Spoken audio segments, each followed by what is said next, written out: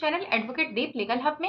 आज के इस वीडियो में हम बात करेंगे जो हमारे आईपीसी में बदलाव हुआ है और ये बदलाव होकर के भारतीय न्याय संहिता 2023 लागू हो रही है जुलाई से। अब ये जो हमारी भारतीय न्याय संहिता लागू हो रही है, इसमें अगर हम 498 की बात करते हैं तो इसमें कुछ चेंज किया गया है, कुछ परिवर्तन किया गया। ये परिवर्तन कैसा है, इसके बारे में ही आज के इस वीडियो में हम चर्चा करेंगे। इसके बारे में ही हम आपको बात करेंगे, क्लियर हम बताएंगे कि क्या कुछ बदलाव किया गया है। 498 की अभी तक जो हम बात करते थे, तो जुलाई के बाद से ये हमारी जो धारा है वो चली जाएगी 85 पर 85 पर। सेक्शन 85 अब हो जाएगा हमारा 498A। मतलब अभी तक जो हम महिलाओं के साथ क्रूरता की बात कर रहे थे वो अब हम कहाँ करेंगे, 85 में करेंगे, भारतीय न्याय संहिता की। इसमें जो कुछ कहा गया है उसको पहले आप सुन लें।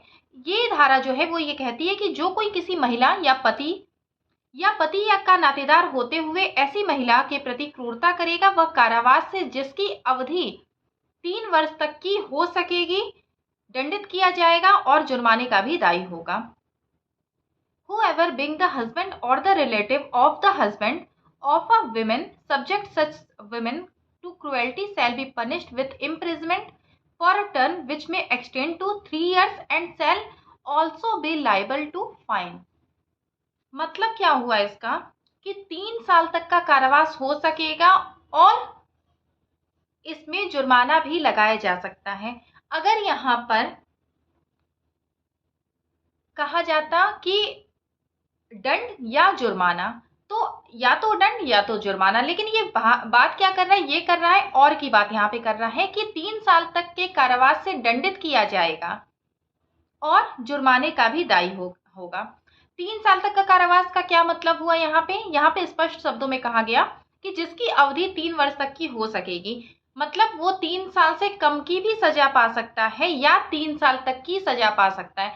3 साल से ज्यादा की सजा नहीं मिलेगी। कहाँ तक की मिलेगी, 3 साल तक की ही सजा मिलेगी। उससे कम मिल सकती है या 3 साल तक मिल सकती है और इसके साथ साथ जुर्माना भी लगाया जा सकता है। अगर जो मजिस्ट्रेट साहब है वो अगर समझते हैं कि इस मामले में जुर्माना भी लगाया जाना है तो ऐसे में जुर्माना भी लगाया जाएगा। ये जो धारा है वो फर्स्ट क्लास मजिस्ट्रेट के द्वारा ट्राइबल है, नॉन कंपाउंडेबल है और नॉन बेलेबल है। मतलब इसमें आपको क्या हुआ कि आप इसमें अगर आप चाहें तो आप समझौता नहीं कर सकते। ऐसा ही आपके पहले भी जो 498A लागू होता था, इसमें भी समझौता नहीं कर सकते थे। लेकिन समझौता जो आपको करना था, मान लेते हैं कि पार्टी के बीच में समझौता हो जाता है, इसके बाद फिर उसे न्यायालय में जाकर इस बात की जानकारी देनी होती थी और एक पूरा प्रोसेस था जिस प्रोसेस के थ्रू वो केस फिर वापस लिया जा सकता था, उसे खत्म कराया जा सकता था। वही सारी चीजें अभी भी लागू हैं। धारा में क्या हो गया, परिवर्तन हो गया। इसमें जो एक सबसे खास बात हुई है वो ये हुई है कि अभी तक जो हमारी 498A थी वो क्रूएल्टी को डिफाइन नहीं करती थी। वो ये कहती तो थी कि क्रूरता करेगा वो दंडनीय अपराध माना जाएगा, लेकिन क्रूरता को, इससे संबंधित क्रूरता को कहीं डिफाइन नहीं किया गया।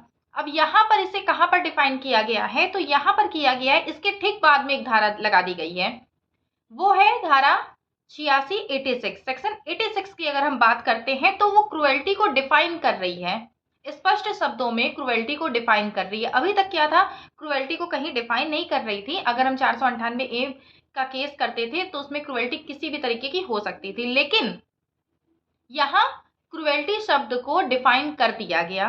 तो जो क्रूएल्टी को डिफाइन किया गया वो किस तरीके से किया गया है, इसमें कहा गया कि जानबूझकर किया गया कोई आचरण जो ऐसी प्रकृति का है जिससे उस महिला को आत्महत्या करने के लिए प्रेरित करने की या उस महिला के जीवन, अंग या स्वास्थ्य को गंभीर क्षति या खतरा कारित करने के लिए उसे करने की संभावना है। जानबूझकर किया गया कोई आचरण, any willful conduct which is of such a nature as is likely to drive the woman to commit suicide to cause grave injury or danger to life, limb or health।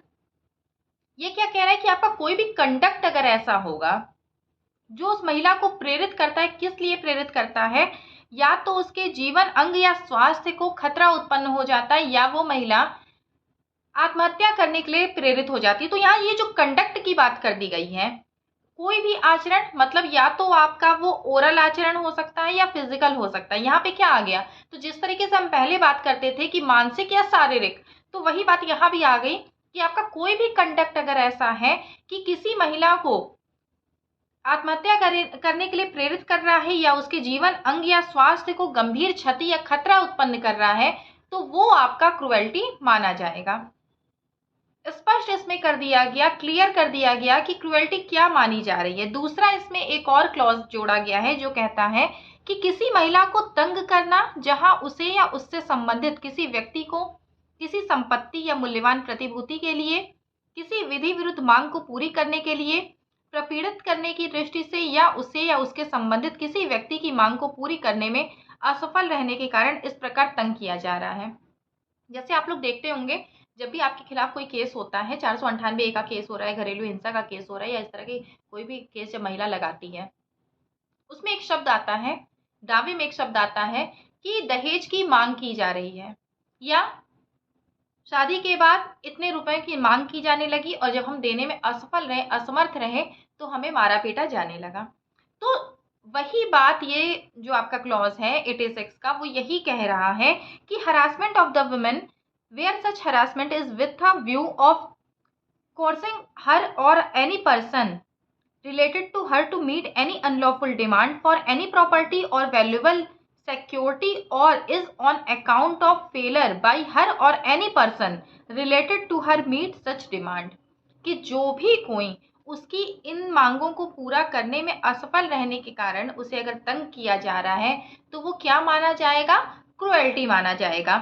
तो यहाँ पर क्या है कि 85 बात करता है आपकी सेम 498A की, लेकिन 86 उसके बाद ही जो एक सेक्शन जोड़ दिया गया 86 को, वो आपके क्रुएल्टी को डिफाइन कर रहा है। और ये जो क्रुएल्टी डिफाइन हो रही, क्या ये आईपीसी में क्रुएल्टी जहां जहां आएगी वहां वहां के लिए माना जाएगा, तो नहीं।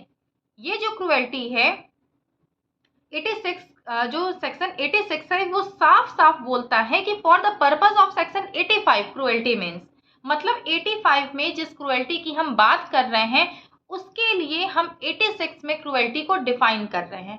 क्रुएल्टी क्या होगी, तो अब अगर आपके ऊपर 498A का केस हो रहा है, तो ये जो धारा है 86 जो सेक्शन है, ये आपकी क्रुएल्टी को डिफाइन कर रहा है। तो क्रुएल्टी इसी के इर्द गिर्द घूमती हुई होनी चाहिए। जिस क्रुएल्टी की बात की जा रही है उस वाद में, उस दावे में, उस केस में, उसमें जो क्रुएल्टी होनी चाहिए वो इसी के इर्द गिर्द घूमती हुई होनी चाहिए। फिर से आपको एक बार हम समझा देते हैं कि क्रुएल्टी क्या है। तो क्रुएल्टी साफ साफ कह रहा है कि ऐसी बात क्रुएल्टी है जो कि किसी महिला को जानबूझकर तंग किया जा रहा है, या उस महिला को इस तरीके से उससे शारीरिक रूप से या इस प्रकार से आचरण किया जा रहा है जिससे वो महिला आत्महत्या के लिए प्रेरित हो रही है, तो वो क्रुएल्टी माना जाएगा। दूसरा कहता है कि महिला को तंग करना, जैसे उससे या उससे संबंधित किसी व्यक्ति से किसी संपत्ति या मूल्यवान प्रतिभूति के लिए विधि विरुद्ध मांग को पूरी करने के लिए प्रताड़ित करने की दृष्टि से या उससे संबंधित किसी व्यक्ति से ऐसी मांग पूरी करने के लिए तंग करना क्रुएल्टी माना जाएगा। तो क्रुएल्टी अब यही होगी जो इस धारा में बताई गई है। अगर हम 498A की जैसे हम बात करते थे, वैसे हम जुलाई से बात करेंगे 85 की, सेक्शन 85 की हम बात करेंगे भारतीय न्याय संहिता, और उसमें हमने क्रुएल्टी को डिफाइन कर दिया 86 में। तो अब क्रुएल्टी क्या होगी, यही क्रुएल्टी होगी। क्रुएल्टी को डिफाइन कर दिया गया। अभी तक क्या होता था कि 498 का कभी भी अगर आपके ऊपर कोई केस होता था तो वहां पे क्रुएल्टी सब डिफाइन नहीं रहता था, लेकिन यहाँ भी एक और चीज क्या लगा दी गई, जो सबसे पहले इसमें एक बात लगाई गई है, any wilful conduct which is, मतलब जानबूझकर किया गया कोई भी आचरण। तो अगर आपके ऊपर आगे से कोई केस होता है, वहां पर शारीरिक या मानसिक क्रूरता की बात की जाती है।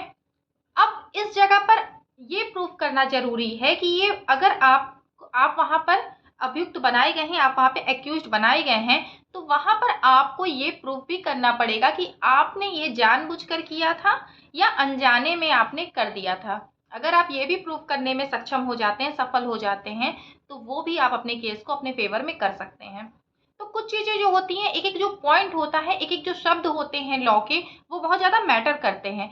तो तो ये चीज़ें आपको क्लियर रहने की ज़रूरत है। आगे चल के हम आपको और भी बहुत सारे ऐसे वीडियोज़ लाएँगे जो कि हमारे जो नए लॉ आए हैं उससे संबंधित होंगे। तो इस चैनल पर बने रहिएगा। अगर आपको किसी अन्य धारा से संबंधित कोई वीडियो चाहिए तो आप नीचे कमेंट बॉक्स में लिख दीजिए, उस पर भी आपको वीडियो बना करके दिया जाएगा।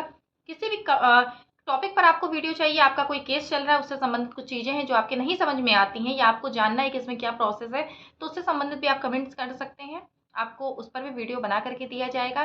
लॉ से रिलेटेड कोई भी टॉपिक हो, आप उस पे कमेंट करिए, आपको वीडियो ज़रूर बना करके दिया जाएगा। अगर कुछ लेट हो सकता है कि आप जब हमें कमेंट बॉक्स में आप लिखते हैं, किसी वजह की वजह कोई कारण होने की वजह से आपको वो वीडियो तुरंत ना मिल पाए, कुछ समय बाद मिलेगा, लेकिन उस टॉपिक पर आपको वीडियो ज़रूर बना करके दिया जाएगा।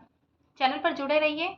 अगर अभी तक आपने सब्सक्राइब नहीं किया है तो चैनल को सब्सक्राइब करें, बेल आइकन को ज़रूर प्रेस करें, जिससे आने वाली वीडियोज़ की नोटिफिकेशन आप तक पहुँच सके। वीडियो को लाइक करिए, कमेंट करके ज़रूर बताइए आपको वीडियो कैसा लगा। वीडियो को लास्ट तक देखने के लिए बहुत बहुत धन्यवाद।